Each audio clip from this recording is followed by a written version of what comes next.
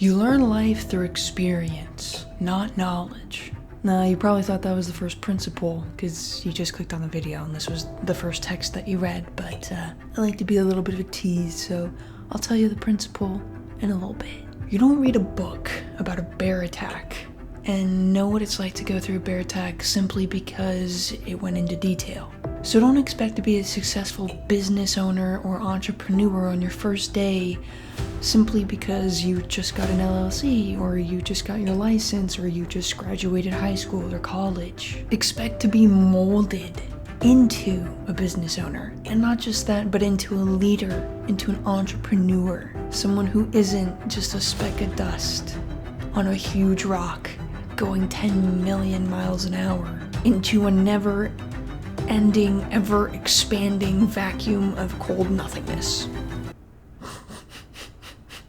Someone with a purpose that was put on this planet to do something. That person doesn't come overnight. That person is crafted intentionally. You must start from nothing in order to become something. You must know what it's like to have nothing, and then to have nothing and be grateful for it. Because when you're grateful for nothing, then when you have everything, you'll be that much more grateful. I'll end this thought with this. If you haven't been challenged, how do you know your own potential? So, that principle, it's time I tell you what it is. It's desire, otherwise known as the law of assumption.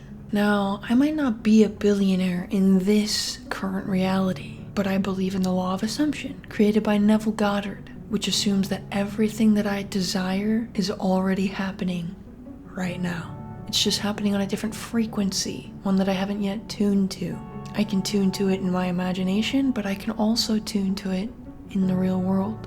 If you watch my previous video, I go a little bit more in depth into how you can tune. So you might be asking, why are you not fully tuned yet, Hannah? Why would I listen to somebody who's not a billionaire yet? Well, it goes a little bit further past just the monetary things. Being a billionaire, there's a lot of different facets that come into play.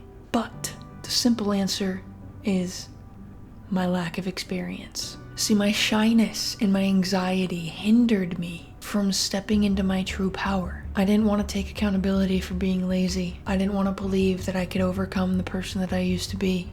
I wanted the easy way out, the path of least resistance, the path where I could close my eyes and blame somebody else, blame the old me for where I put me now. It's so easy to grow attached to the people that you once knew simply out of comfort.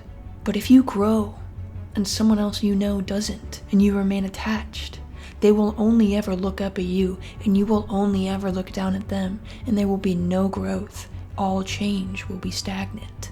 Stop attaching to the old you. You're fighting somebody who's not there anymore. Instead, focus on your desire to be the best you that you believe you can be. Desire is not a bad thing. It's what drives us as a human race. No pun intended. I used to think desire was a bad thing, that it made me selfish. Obviously, when you're selfish, you're a bad person, right? No. Eventually, I realized that, and here I am changing my life for everybody else to witness, in hopes that you'll join me too. You know how I said don't expect to be a legend on your first day? Well, there are exceptions. There are exceptions, but those are very rare. So I'll help those that need a little assistance. It takes on average 21 days to make something a habit. Habits are involuntary behaviors controlled by your subconscious mind. You know how often you operate from your subconscious? 95% of the time. So, when you're trying something new, becoming an entrepreneur, changing your daily routine, changing your hobbies, changing your friend groups, missing a day in knowledge or action in regards to what you're pursuing will mess up the wiring in your brain because you were doing an action that you've now stopped, that your subconscious thought was a normal thing that was supposed to consistently happen. But because you stopped it, now your subconscious thinks that it's not worthy enough to remember, so it won't. Your subconscious is a sponge. You have to teach your brain that the information that you're consistently consciously giving it through action and intent is something that it's gonna need for later so it can remember it for you. This is very similar to when you get on Google Maps to go to your first job. Once you go to that job a few times, you don't need maps anymore because you know the route. That's your subconscious remembering it for you. Also similar to going to the gym. You stop a day in the gym, your muscles go back to where they were. Remember, somebody who doesn't have a vision for their future will always return to their past. That's just the way of life. So, do not be afraid to have a vision. Do not be afraid to have a voice. Do not be afraid to have controversial opinions. Do not be afraid to speak into existence what you know you believe to be true. Do not be afraid to be authentic. Do not be afraid to leave things, people, situations, environments that do not serve you well. Do not be afraid to try new, hard, and challenging things. And do not be afraid of your past self, for your past self is cheering you on, seeing you grow every step of the way.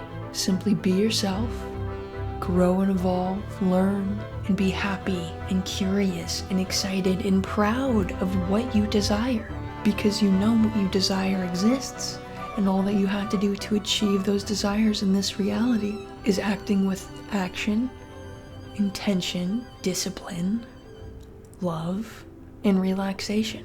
Because remember, you can't have one without the other. This life operates on pure duality. Nothing comes with ease, but nothing comes when you try too hard either. Find your balance, find your rhythm. To have desire is good. To have too much desire is bad.